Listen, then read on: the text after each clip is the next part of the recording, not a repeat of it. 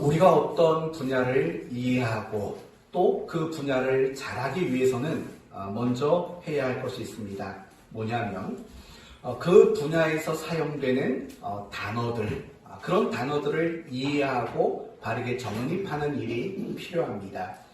예를 들면 운전을 배운다고 생각해 봅시다. 우리가 운전을 배우려면 꼭 알아야 되는 단어들이 있죠.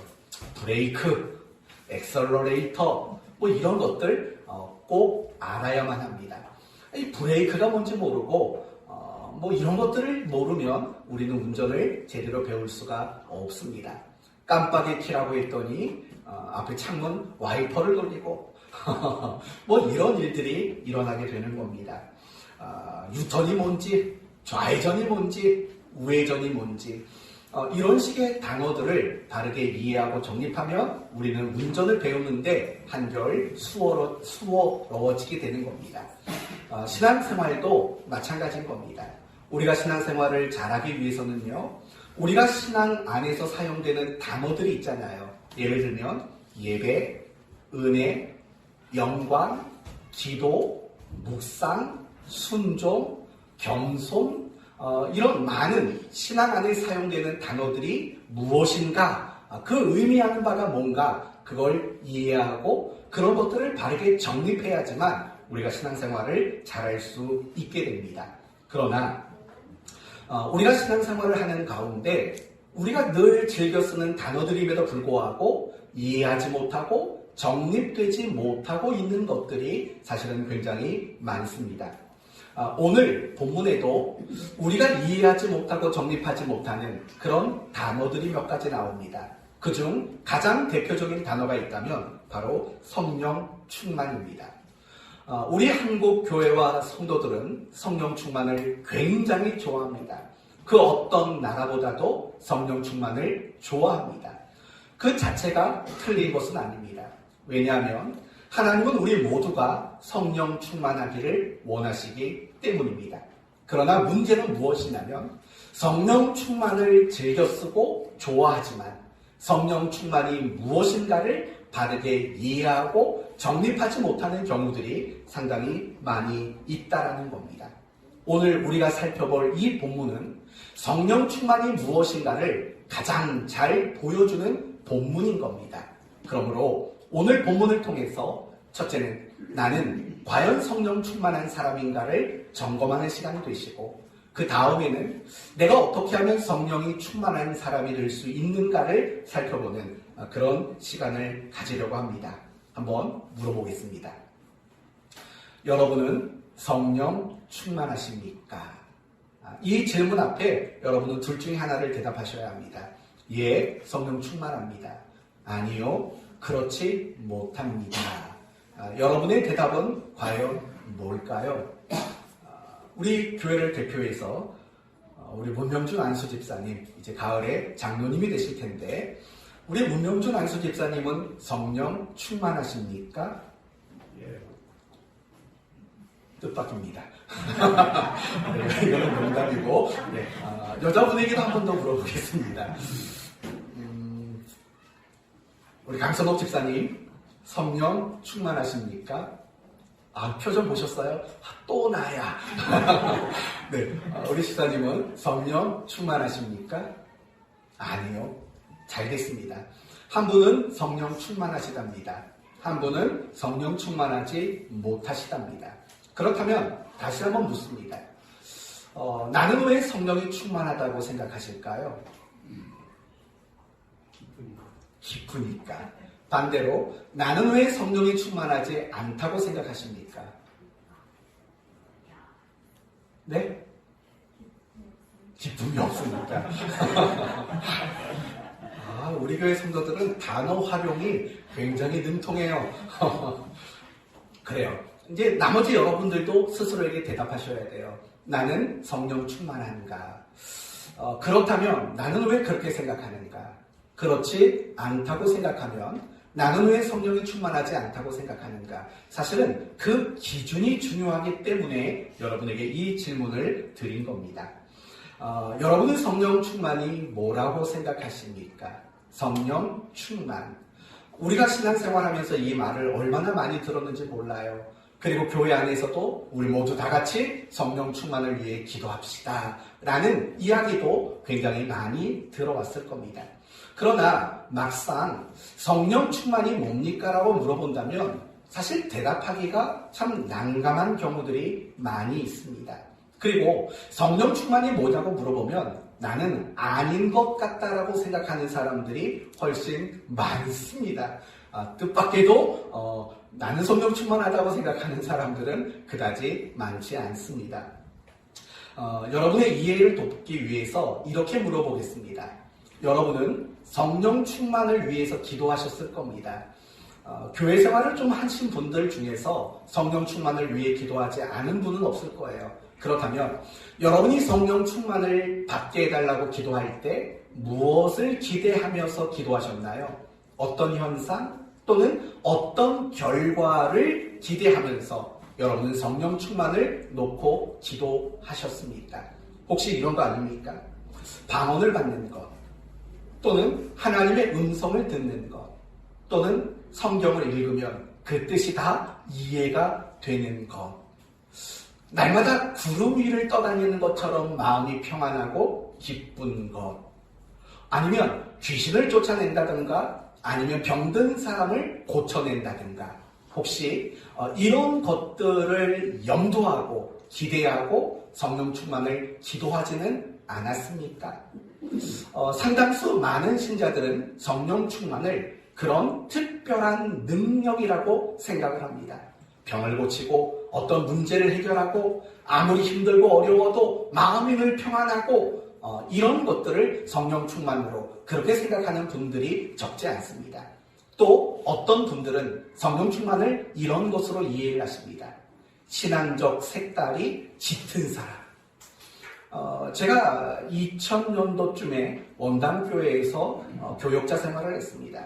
그때 교역자실 안에서 제 별명이 뭔지 아십니까? 빨갱이였습니다. 빨갱이. 왜 빨갱이냐면 중학생 애들 앉혀놓고 50분, 1시간씩 설교하고 애들 기도원 데리고 다니고 2시간씩 기도시키고 기도불에서 못 나오게 하고 그러니까 교역자들이 저를 보면서 그때 전도사님이었으니까 빨갱이 같다고 공산당 같다고 그렇게 저를 약올렸던 경험들이 있습니다. 그런데 우리가 생각하는 성령 충만을 이렇게 생각하는 거죠. 색깔이 좀 진한 사람, 어떤 신앙적인 색깔, 신앙적인 냄새가 진한 사람, 우리는 그런 사람을 성령 충만한 사람이라고 말을 해요. 또 이런 경우도 있어요. 항상 말하는 족족 신앙적 얘기만 합니다. 성경 말씀 몇 장 몇 절에 말이야, 하나님은 말이야. 늘 말하는 대화의 모든 내용이 다 신앙적인 대화만 하는 사람, 이런 사람을 우리는 성령 충만한 사람이라고 생각하는 경우들이 많습니다. 그러나 여러분, 과연 성경은 그렇게 성령 충만한 사람이라고 동일하게 이야기해 줄까요? 어떤 특별한 능력이 나타나고 어떤 신앙의 색깔이 강하고 늘 말하는 것마다 신앙적인 얘기만 하고 그런 사람을 정말 성령 충만한 사람이라고 이야기하고 있을까요? 오늘 본문의 가장 중요한 주제는 성령 충만입니다. 그러나 우리가 이미 읽었듯이 우리가 읽은 이 본문 안에는 우리가 기대했던, 우리가 생각했던, 우리가 이해하고 정립하고 있었던 성령 충만에 대한 내용이 나오지 않는다라는 겁니다. 여러분, 오늘 본문을 읽으면서 귀신을 쫓아내는 능력이 나온 적 있나요? 방언이라는 말이 나온 적이 있나요? 아니면 어떤 특별한 신비한 체험을 이야기하고 있나요? 전혀 그렇지 않습니다. 단지 뭐라고 말하냐면 세월을 아껴라, 술 취하지 말라, 시와 찬송과 신령한 노래로 서로 화답하며 너희 마음으로 주께 노래하며 찬송하여라. 범사에 우리 주 예수 그리스도의 이름으로 항상 하나님 아버지께 감사해라. 그리스도께 경외함으로 피차 뭐하라? 복종하라. 성령 충만의 내용이 사실은 우리가 생각하고 있는 그런 내용들과는 굉장히 거리가 멀다라는 겁니다. 하나만 더 생각해 볼까요? 갈라디아서 5장 말씀을 보시면 성령의 9가지 열매가 나옵니다. 성령의 9가지 열매 뭔가요? 사랑과 희락과 화평과 오래 참음과 자비와 양선과 충성과 온유와 절제라고 말합니다. 이게 무슨 열매라고요? 성령의 9가지 열매예요. 성령 충만한 사람들에게 나타나는 현상이라는 거예요. 그렇다면 이 9가지의 항목 속에서 이미 우리가 알고 있는 그런 방식의 성령 충만이 과연 소개가 되고 있냐고요. 그런 게 전혀 소개되고 있지 않다라는 거예요. 방언을 하는 것, 어떤 신기한 능력을 행하는 것, 어떤 성령의 권능을 나타내는 것, 사실은 이런 것들 그 자체를 성령 충만이라고 성경은 말하지 않는다라는 거예요. 어떤 신앙의 색깔이 강하고 말하는 것마다 신앙적인 얘기를 곁들이고 그 자체가 성령 충만이라고 이야기하지 않는다라는 거예요. 저는 여러분 모두가 앞으로 신앙생활을 하면서 그런 것들이 성령 충만이라는 잘못된 이해와 오해가 여러분에게 없었으면 좋겠습니다. 그렇다면 이제 생각해 볼 것은 뭘까요? 성경이 말하는 성령 충만이란 과연 무엇일까? 이 부분을 우리는 생각해 봐야지요. 그런데 우리가 성령 충만이 무엇인가를 생각하기 위해서는 반드시 생각을 먼저 해야 되는 것이 있습니다. 그것은 무엇이냐면 신앙생활이란 무엇인가를 생각해야 합니다. 왜냐하면 성령 충만이란 결국에는 우리의 신앙생활을 올바르게 하는 것과 밀접한 관계가 있기 때문입니다. 성령 충만한데 신앙생활이 엉망이다? 이건 있을 수 없는 일이잖아요. 성령 충만함과 우리의 신앙생활은 항상 같이 움직일 수밖에 없기 때문에 그래요. 그렇기 때문에 성령 충만이 무엇인가를 이해하려면 우리는 신앙생활이 무엇인가를 바르게 이해하는 일들이 먼저 필요한 것입니다. 여러분은 신앙생활이 무엇이라고 생각하십니까? 신앙생활 하면 여러분에게 떠오르는 것들이 무엇입니까? 혹시 이런 걸까요? 주일에 교회 가는 것, 예배를 드리는 것, 성경을 좀 읽는 것, 기도를 하는 것, 봉사의 일을 하는 것, 헌금을 드리는 것. 아마도 우리는 대부분 교회 안에서 행하는 일들을 근거로 우리는 신앙생활이라고 합니다.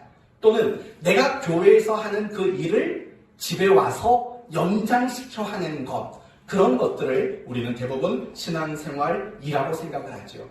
다시 말한다면 우리는 신앙생활이라는 것을 교회 생활로 국한 지을 때가 많다라는 겁니다. 그러나 그것은 굉장히 잘못된 생각입니다. 신앙생활은 교회 생활이 아닙니다. 교회 생활이란 우리가 하고자 하는 신앙생활의 일부일 뿐인 거죠. 일부일 뿐인 겁니다. 더 나아가서 우리의 교회 생활은 정말 신앙생활을 잘하기 위한 방법이지 그 목적이 될 수는 없는 거예요. 그러면 성경이 말하는 신앙생활은 무엇일까요? 결론부터 말한다면 이런 겁니다. 교회 생활을 중심으로, 교회 생활을 시작으로 여러분의 삶 전체가 신앙생활이다. 성경이 말하는 핵심이 바로 이것이라는 겁니다.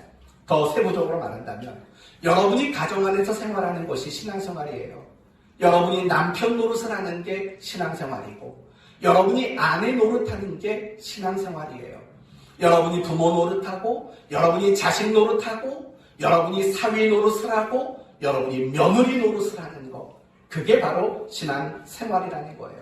더 나아가서 여러분의 직장생활이, 여러분의 사회생활이 곧 신앙생활이라는 겁니다. 여러분의 취미생활, 여러분의 여가생활, 이런 것들이 모두가 다 신앙생활 안에 담겨져 있는 거예요. 우리는 보통 신앙생활을 교회 안에서 생활하는 그 몇 시간을 신앙생활로 국한 지을 때가 사실은 많이 있다는 거예요. 그렇지 않아요.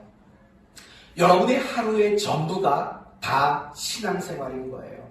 여러분의 24시간의 삶이 바로 신앙의 모든 자리라는 거예요. 여러분이 맡고 있는 책임, 여러분이 맡고 있는 역할, 여러분에게 주어진 현실, 여러분에게 주어진 모든 상황, 그 자리가 바로 신앙생활인 거예요. 그래서 신앙생활이라는 말보다 더 좋은 말이 있습니다. 바로 생활신앙이라는 거죠. 생활신앙.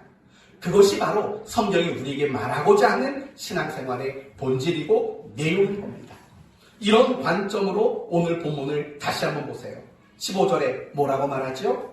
지혜 있는 자같이 행하여 라고 말해요. 이게 신앙생활이에요. 16절 때가 악하니 세월을 뭐하라고요? 아끼라. 이게 신앙생활이라고요. 17절 어리석은 자가 되지 말고 주의 뜻이 무엇인가를 이해하는 것. 이게 신앙생활이라고요. 또 19절 주께 노래하며 찬송하며. 이게 신앙생활이라고요. 20절에 하나님께 감사하며. 이게 신앙생활이라고요. 21절 그리스도를 경외함으로 피차 뭐하라고요? 복종하라. 이게 바로 신앙생활이다 라고 말하는 거예요. 그리고 오늘 본문 다음에 나오는 22절이 뭡니까? 아내들아 남편에게 뭐하라? 복종하라. 그게 바로 신앙생활이라는 거예요. 25절에 남편들아 아내를 뭐하라? 사랑하라. 그게 신앙생활이라는 거예요. 더 나가서 6장 1절에 자녀들아 주 안에서 너희 부모에게 순종하라. 이게 신앙생활이라는 거예요. 6장 4절 아비들아 너희 자녀들을 어떻게 하지 말아라? 노엽게 하지 말아라. 이게 신앙생활이라고요. 에베소서 6장 5절 종들아 두려워하고 떨며 성실한 마음으로 육체의 상전에게 뭐하라? 순종하라. 이게 바로 신앙생활이라고요. 하나만 더요. 6장 9절 상전들아 너희도 그들에게 이와 같이 하고 위협을 그치라. 이게 바로 신앙생활이라고 성경은 이야기하고 있는 거예요. 사랑하는 성도 여러분, 신앙생활은 교회 안에서만 하는 게 아니에요. 내가 교회 안에 머무르는 시간에만 신앙생활을 하는 게 아니라는 거예요. 나의 삶의 모든 순간, 내 삶의 모든 자리가 신앙생활의 자리라는 사실을 우리는 알아야 돼요. 그래서 디모데전서 3장을 보시면 교회에서 집사를 세우고 장로를 세우는 15가지 기준이 나와요. 그 15가지의 기준은 대략 이런 것들이에요. 책망할 것이 없고, 한 아내의 남편이고, 절제하고, 근신하고, 아담하고, 또 나그네를 잘 대접하고, 가르치기를 잘하고, 술을 즐기지 않고, 구타하지 않으며, 관용하고, 다투지 않고, 돈을 사랑하지 않고, 자녀를 복종케 하고, 새로 입교하지 않고, 외인에게 선한 증거를 받는 자여야 하리라. 여러분, 오늘날 교회가 장로의 기준으로 제시하는 것들과 사뭇 많이 달라요. 오늘날 대부분 교회는 장로를 세우기 위한 기준이 뭐냐면 예배 안 빠지고 11조 안 빼먹고 또 뭐죠? 새벽 예배 나오고 교회에서 봉사생활 이 정도는 해야 되고 대부분 교회가 제시하는 장로의 기준은 그런 것들이라고요. 그러나 디모데전서 3장에 말하는 장로의 기준은 우리가 생각하는 그런 것들 하나도 없어요. 예배 빼먹지 말고 기도는 몇 시간 이상 하고 이런 내용이 없다고요. 왠 줄 아세요? 신앙생활은 교회에서 얼마나 잘하느냐 이게 전부가 아니기 때문이에요. 신앙생활이란 결국은 나의 삶의 모든 시간, 모든 순간이 다 신앙생활이기 때문에 그래요. 그렇기 때문에 장로를 뽑는 기준이 교회 안에서 몇몇 가지 자격만으로 이야기하지 않고 잘 가르치고 자녀를 잘 양육하고 나그네를 잘 대접하고 이런 것들이 언급될 수밖에 없는 것. 그것은 신앙생활이 결국에는 우리의 삶의 그 자체가 신앙생활이기 때문이라는 거예요. 그렇다면 여러분 조금만 더 이야기해 봅시다. 어떤 사람이 신앙생활을 잘하는 사람일까요? 여러분 우리는 지금까지 신앙생활이 뭔가를 생각했어요. 교회 생활이 아니라고 했어요. 교회 생활은 신앙생활의 한 부분에 불과하고 우리의 신앙생활을 잘하기 위한 방법이라고 얘기했어요. 우리의 삶이 전부가 신앙생활이라고 이야기했다고요. 그러면 어떤 사람이 신앙생활을 잘하는 사람일까요? 어떤 사람이 신앙생활을 잘하는 사람일까요? 답은 너무 쉽게 나왔어요. 언제 어디서나 내 뜻대로 살지 않고 하나님의 뜻대로 사는 거죠. 내가 원하는 대로 살지 않고 하나님이 원하시는 삶을 살아가는 사람이죠. 내가 언제든, 내가 어디서든 정말 하나님의 사람답게 살아가는 사람, 바로 그 사람이 신앙생활을 잘하는 사람이에요. 그리고 중요한 것은 언제 어디서든 하나님의 뜻, 하나님이 원하시는 것, 그래서 내가 하나님의 사람답게 살아내는 것, 이것이 신앙생활이라면 결국 성령이 충만하다라는 말은 무엇이겠어요? 내가 언제 어디에 있든 하나님의 사람으로서 살아낸다면 그 사람은 바로 성령 충만한 사람이다. 이렇게 결론 지을 수 있다는 거예요. 그러나 반대로 이렇게 말할 수 있어요. 교회 안에서는 누가 봐도 열심히 잘해요. 그러나 교회 밖에서는 전혀 하나님 사람답지 못하게 살아요. 그렇다면 그 사람은 성령 충만한 사람이 될 수 없다라는 거예요. 물론 우리는 속을 거예요. 우리는 속을 수 있어요. 아무개 집사님 성령 충만하시구나, 속을 수 있다고요. 그러나 하나님을 속이지는 못해요. 왜냐하면 우리는 서로 바라보는 것들이 늘 교회 안에서의 모습만 바라보기 때문이죠. 그러나 하나님은 항상 우리를 향한 시선을 가지고 있잖아요. 내가 어디에 있든지, 내가 무엇을 하든지 우리를 향해 시선을 두고 우리를 보고 계시거든요. 그분은 알아요. 내가 교회 안에서는 성령 충만한 사람으로 대접받고 인정받을 수 있지만 하나님은 내가 전혀 성령 충만한 사람이 아니라는 건 하나님은 너무나도 잘 알고 계신다는 거예요. 이제 다시 물어봐야죠. 성령 충만하십니까? 한번 생각해 보세요. 물어볼 건데 쳐다보셨으니까 물어보겠습니다. 우리 문 집사님, 아까는 성령 충만하다고 하셨어요. 그 대답이 동일하십니까? 예.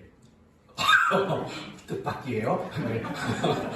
우리 강 집사님, 그 대답은 동일하십니까?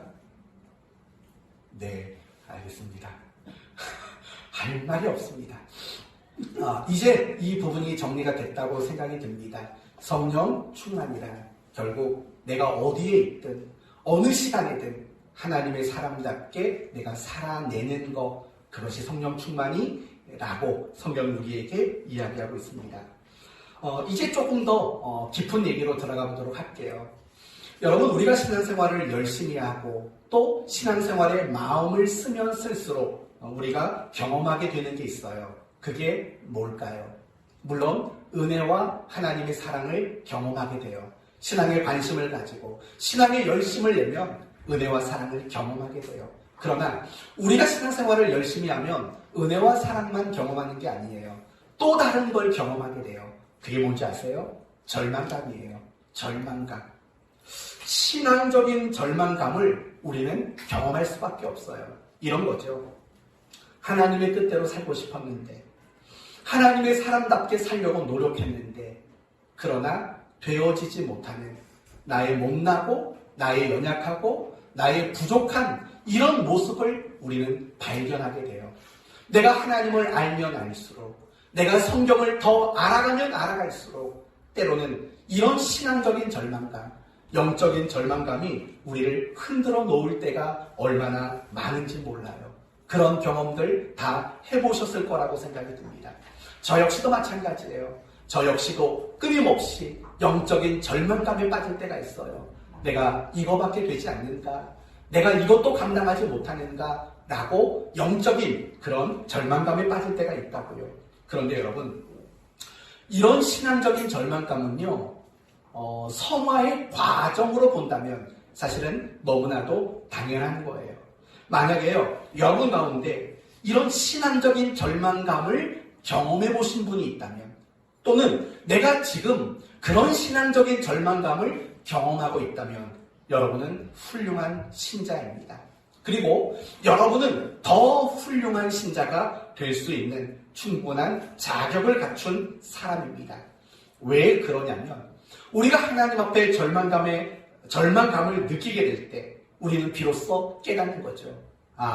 신앙생활이란 나의 힘과 나의 노력만으로 할 수 있는 것은 아니구나 라는 걸 깨닫게 되는 거죠. 그러면 결국 누구를 찾을 수밖에 없을까요? 하나님을 찾을 수밖에 없는 거죠. 하나님께 더 가까이 나갈 수밖에 없는 거죠. 그리고 그 하나님 앞에 이런 연약한 나를 도와달라고 부르짖을 수밖에 없고 그분에게 손을 내밀 수밖에 없고 그분을 더 의지할 수밖에 없는 그런 우리가 될 수 있기 때문이라는 거예요. 그래서 우리의 힘으로 하나님의 사람답게 살아낼 수 없는 우리잖아요.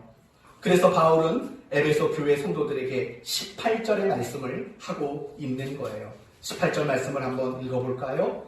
술 취하지 말라. 이는 방탕한 것이니 오직 성령으로 충만함을 받으라.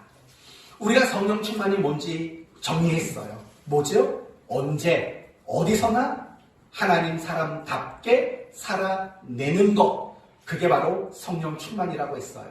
그런데 이 18절 말씀 마지막 단어를 이제는 주목해야 돼요. 성령으로 충만함을 받으라 라고 이야기를 하고 있다는 거예요. 이걸 어떻게 이해를 해야 할까요?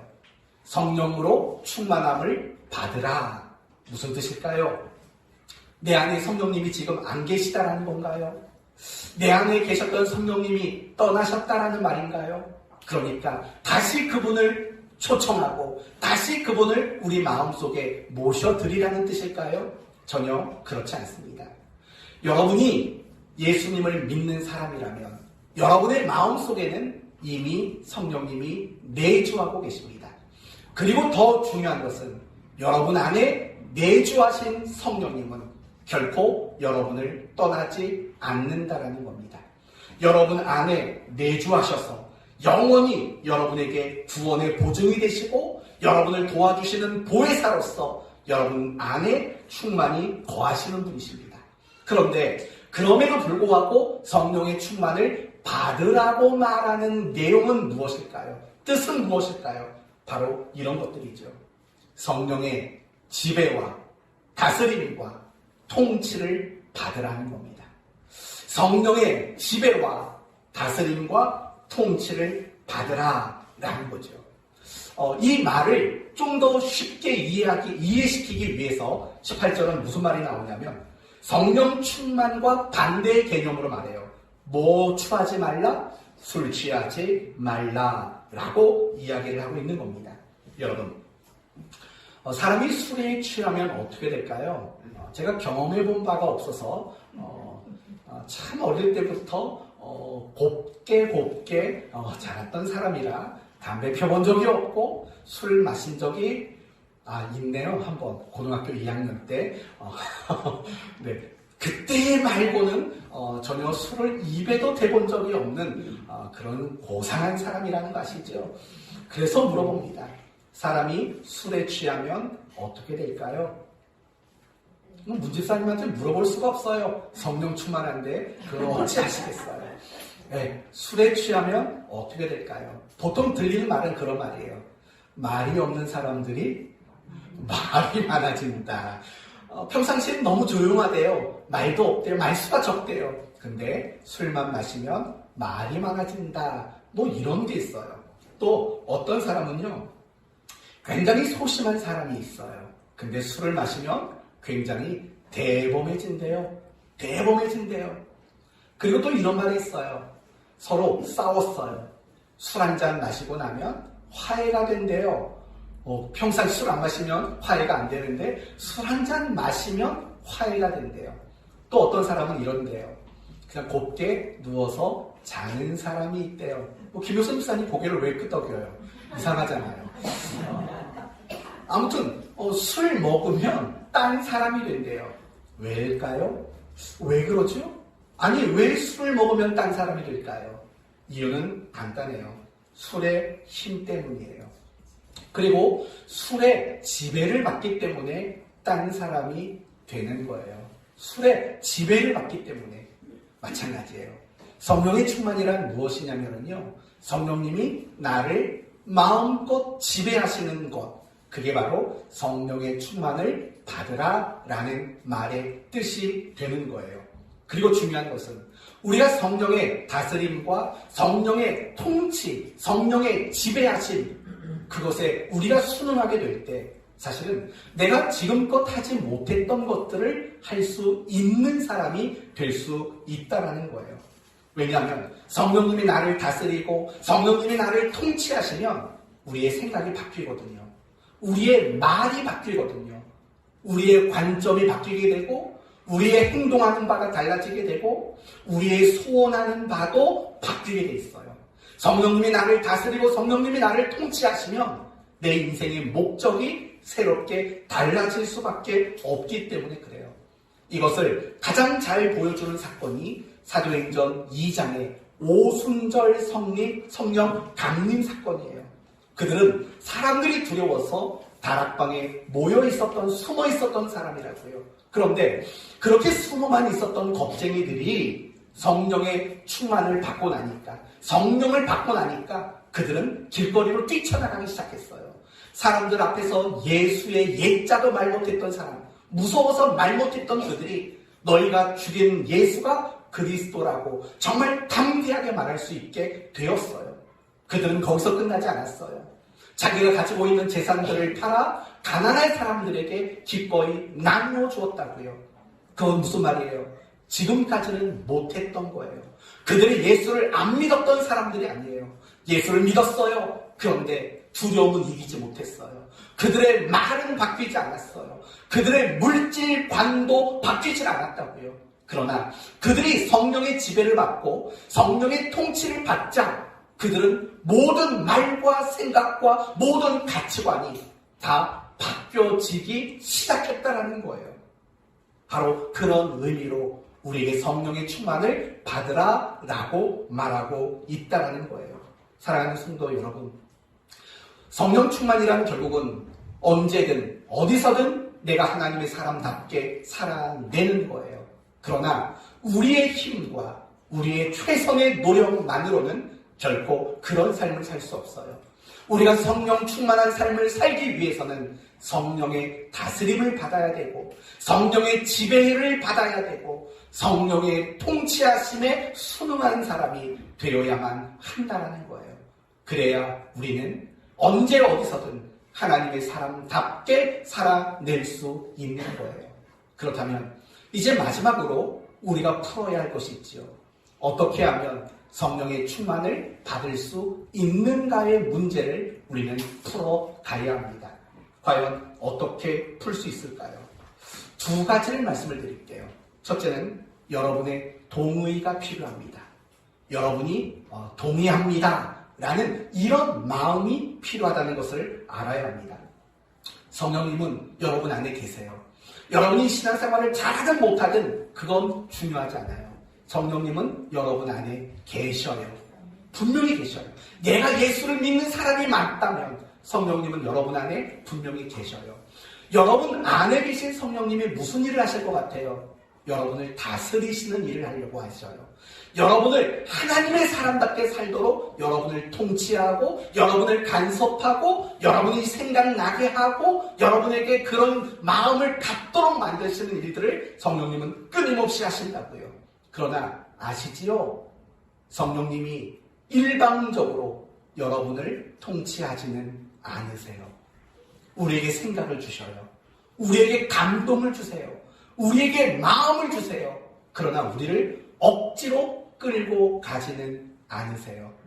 때로는 성령님이 우리에게 이런 마음을 주세요. 기도해라 라는 마음을 주신다고요. 그치요?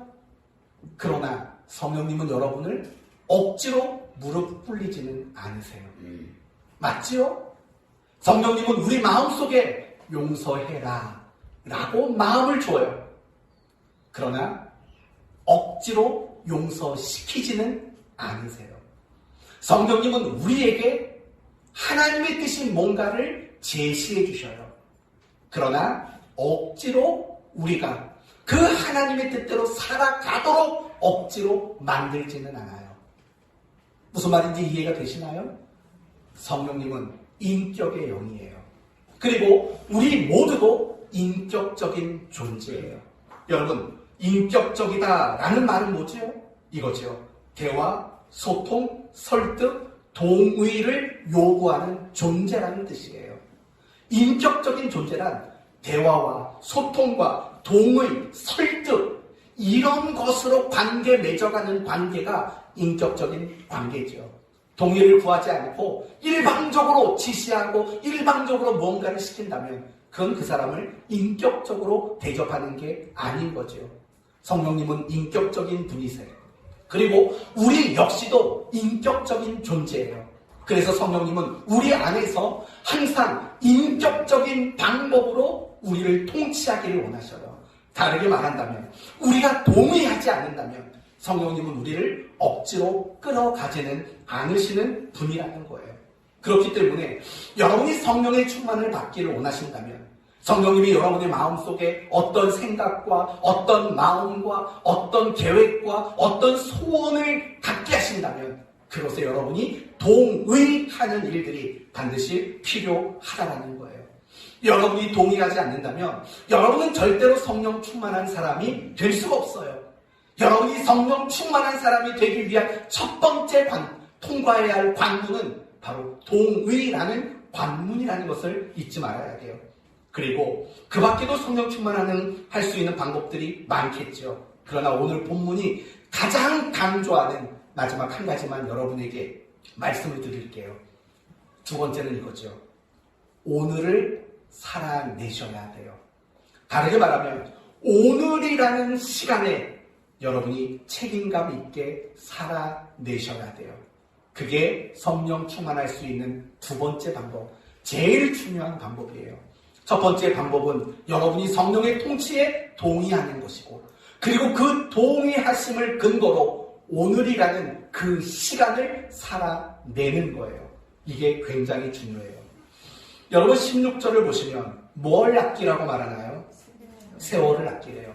여기서 말하는 세월을 다른 말로 말하면 어떤 단어로 바꿀 수 있을까요? 시간. 그렇죠? 시간을 아껴라 라고 말해요. 18절로 가보세요. 술 취하지 말라. 이는 뭐랍니까? 방탕한 거래요. 여러분, 방탕이 뭐예요? 단지 술만 먹고 사는 게 방탕이 아니에요. 호색을 즐기며 사는 것, 그것만 방탕이 아니에요. 여러분, 방탕이라는 단어의 핵심은 시간을 낭비하다, 시간을 허비하다라는 뜻이 있는 거예요. 그게 바로 방탕이에요. 시간을 낭비하고 시간을 허비한다면 그게 바로 방탕인 거죠. 그러니까 여러분이 성령 충만한 사람인가 아닌가는 사실은 뭘 보면 알 수 있냐면 오늘이라는 시간을 여러분이 무엇을 위해 살고 오늘이라는 시간 속에 여러분이 무엇을 하느냐 그걸 보면 여러분이 성령 충만하냐 그렇지 않느냐가 확인될 수 있다는 거예요. 여러분이 정말 성령 충만 받기를 원하면 게으른 사람이 되면 안 돼요. 게으른 사람. 그러나 이 말을 오해하지 마세요. 제가 여러분에게 게으른 사람이라고 말하는 것은 세상 사람이 말하는 게으름과는 달라요. 제가 여러분에게 말하는 게으름은 또는 성경이 말하는 게으름은 그릇된 자기 사랑이에요. 그릇된 자기 사랑. 잘못된 자기 사랑이 바로 게으름이에요. 예를 들면 이거죠. 하루 종일 열심히 살았어요. 그러나 자기 만족이 전부이고 나의 재미가 전부이고 그렇다면 그건 게으른 거예요. 하루에 3시간밖에 안 잔다고요? 낮잠도 안 잔다고요? 쓸데없이 핸드폰 가지고 시간을 허비하는 게 없다고요? 그래도 여러분은 게으른 사람일 수 있어요. 왜냐하면 그 여러분에게 그 많이 잠을 줄이면서까지 확보한 그 시간을 여러분만을 위해 쓴다면 그게 성경이 말하는 게으름이라는 거예요. 성경이 말하는 게으름은 우리에게 허락된 그 시간을 나를 위해 쓰는 게 성경이 말하는 게으름이라는 거예요. 하나님을 위해 쓰고 신앙의 유익을 얻는데 시간을 쓰지 못한다면 정말 내가 하나님의 사람답게 살기 위해 고민하고 노력하는데 시간을 쓰지 않는다면 그게 바로 성경이 말하는 게으름의 핵심이라는 거예요. 사랑하는 성도 여러분, 전 여러분이 게으르지 않았으면 좋겠어요. 잠을 줄이라는 뜻이 아니에요. 어떤 사람은 8시간 자야 하루를 개운하게 사는 사람이 있어요. 그러면 8시간 주무세요. 낮에 너무 졸리세요? 낮잠도 자도 괜찮아요. 영화도 보러 다니세요. 여행도 하러 다니세요. 어디 세상에 좋은 책이 있으면 그 책도 읽으세요. 괜찮아요. 그러나 중요한 것은 여러분이 하루를 살면서 내 그 하루에 주어진 시간 속에서 하나님의 뜻이 뭔가를 고민하는 시간이 얼마인가 생각해봐요. 내가 하나님의 사람답게 살려고 몸부림치는 시간이 얼마나 있는가를 생각해보라고요. 그게 없다면 여러분이 아무리 부지런하게 살아도 여러분은 대단한 게으름뱅이일 수밖에 없는 거예요. 여러분에게 주어진 시간 낭비하지 마세요. 여러분에게 주어진 그 시간을 허비하지 마세요. 정말 나에게 오늘 주어진 그 시간 속에서 하나님의 사람은 어떻게 살아야 될까? 제발 고민하는 시간들을 만드세요.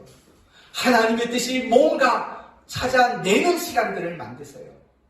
하나님을 만나는 시간을 만들어내셔야 하고 하나님의 사람답게 살려고 몸부림치는 시간들을 만들어내셔야 돼요.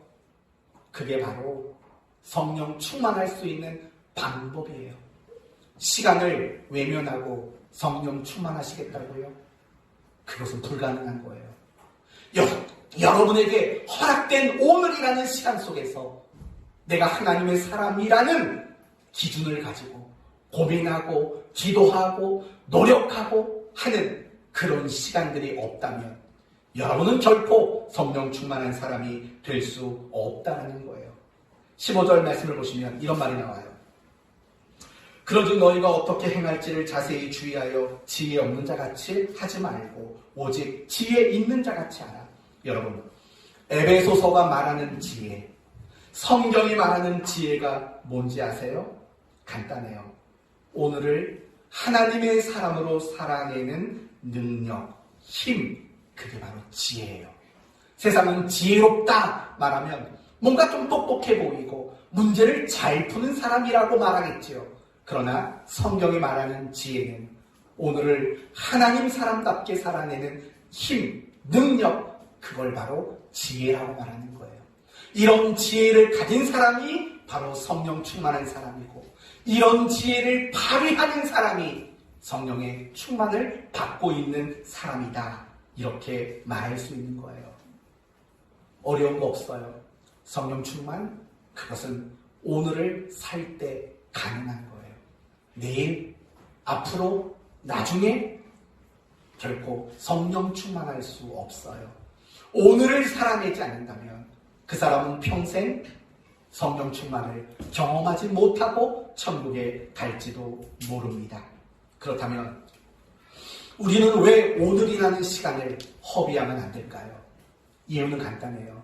하나님은 우리로 하여금 오늘을 살기 원하시는 분이기 때문에 그래요. 하나님은 단 한 번도 우리에게 내일을 살라고 말하신 적이 없어요. 항상 오늘을 살라고 말해요. 마태복음 6장에 유명한 구절이 있죠. 내일 일은 내일 염려할 것이요 한날 괴로움은 그날에 족하니라. 여러분, 이 말씀의 내용이 뭐예요? 오늘을 살라는 거예요. 자꾸 내일을 끌어다가 살려고 하지 말라는 거예요. 오늘을 살라는 거죠. 그리고 히브리서 3장에 이런 말이 나와요. 오직 오늘이라 일컫는 동안에 매일 피차 권면하여 너희 중에 누구든지 죄의 유혹을 완고하게 되지 않도록 하라. 오늘이라 일컫는 동안에 라는 말이 나와요. 무슨 말이에요? 누군가를 권면하려면 오늘 권면하라는 거예요. 이걸 더 넓게 말한다면 기도하려면 언제 하라고요? 내일 하라고요? 아니요. 오늘 하라고요. 화해하려면 언제 하라고요? 내일 하라고요? 오늘 하라고요. 여러분이 감사하려면 오늘 하라고요. 여러분이 성경을 묵상하려면 오늘 하라고요. 오늘 전도하고 오늘 사랑하고 오늘 용서하고 오늘 순종하고 오늘 헌신하고 오늘 기뻐하라고요.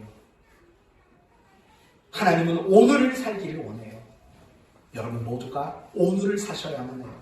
또 우리가 오늘을 살아가고 시간을 낭비하면 안 되는 이유는 뭘까요? 굉장히 중요해요. 하나님은 오늘 우리 시간 안에 계시기 때문에 그래요. 하나님은 오늘 오늘 우리 시간에 말씀하는 분이기 때문에 그래요. 하나님은 오늘 우리 시간에 일하시는 분이기 때문에 그래요. 하나님은 오늘 우리 시간에서 우리를 만나주시는 분이기 때문에 그래요. 하나님은 오늘이라는 우리의 시간에서 우리를 하나님의 사람으로 만드시는 분이기 때문에 그래요.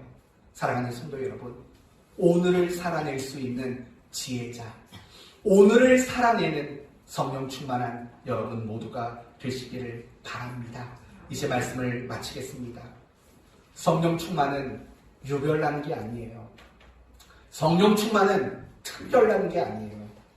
성령 충만은 내게 주어진 자리, 내게 주어진 순간, 내게 주어진 시간 안에서 하나님의 사람답게 살아가는 능력인 거예요. 그러나 우리는 아직도 연약하기 때문에 하나님의 사람답게 살 힘이 부족해요. 그래서 우리는 성령의 충만을 받아야 돼요.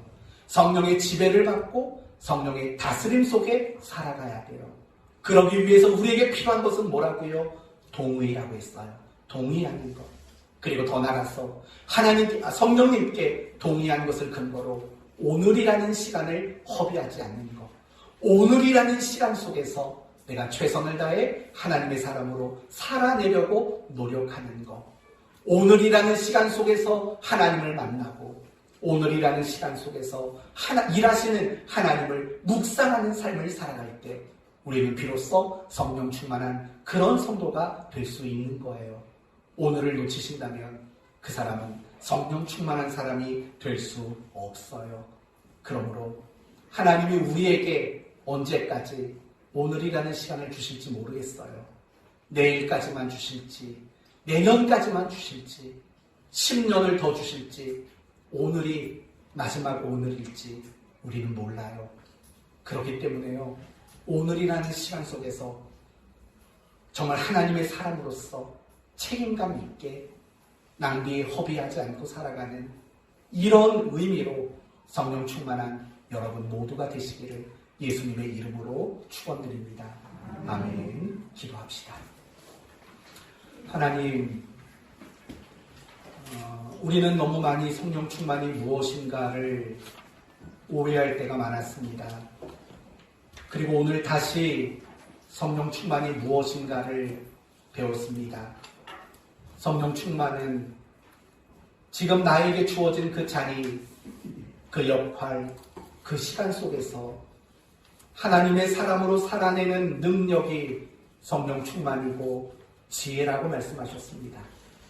이런 삶을 소원하는 우리 성도들이 되게 해 주옵소서.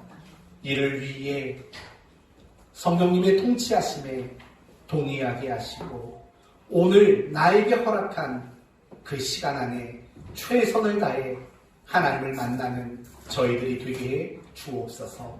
하나님이 우리에게 앞으로 얼마나 더 많은 오늘을 주실지 모릅니다. 허락된 오늘 안에 최선을 다해 살아가는 저희들이 되게 해 주옵소서. 이런 의미로 우리 사랑하는 교회 모든 성도들이 성령 충만하게 하여 주옵소서. 예수님의 이름으로 기도 올리옵나이다. 아멘.